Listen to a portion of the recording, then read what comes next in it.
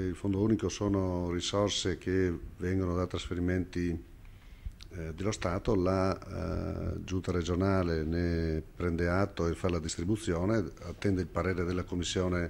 regionale terza che è stata fatta e oggi finalmente approviamo la delibera definitiva con anche l'operatività. Quindi sono risorse che vanno distribuite a tutti i comparti, dal settore dell'artigianato al settore dell'industria al settore del commercio. Sono 50 milioni di euro che hanno però questa volta alcune caratteristiche anche diverse da quelle tradizionali. Rimangono naturalmente i canali tradizionali, sono delle novità che riguardano soprattutto la parte di ingegneria finanziaria,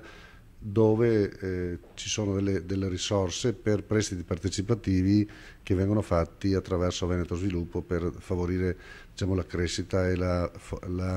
fusione del sistema delle imprese. Quindi sono risorse che mettiamo in campo velocemente su alcuni comparti, in particolare per quanto riguarda il commercio. Andremo a rimpinguare bandi già fatti nel 2008, dove le domande sia per quanto riguarda i comuni sia per quanto riguarda le imprese commerciali sono notevoli, e quindi invece di fare altri bandi andremo a scorrimento della graduatoria per cercare anche in questo momento di difficoltà economica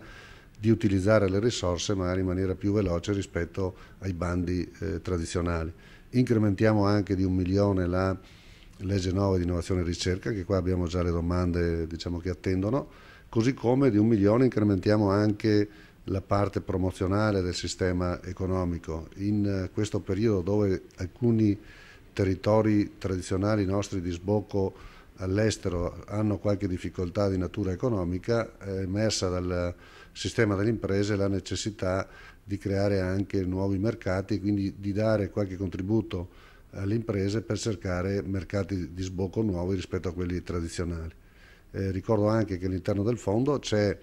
tutta la parte che riguarda anche i distretti produttivi, sono 9 milioni di euro quelli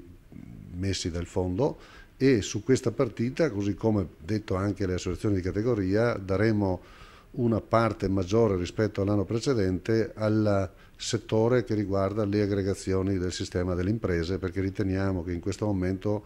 la crescita anche dimensionale dell'impresa sia un obiettivo da perseguire per avere maggior forza economica sul mercato. Quindi provvedimenti tradizionali per l'artigianato, per il commercio e per l'industria, ma anche con metodologie e diciamo così, finalità nuove, e soprattutto cercare anche quei percorsi che accelerano anche gli interventi, cioè il tempo non è una variabile influente anche diciamo così, per favorire e per uscire da questa crisi, diciamo così, che ha colpito il sistema economico.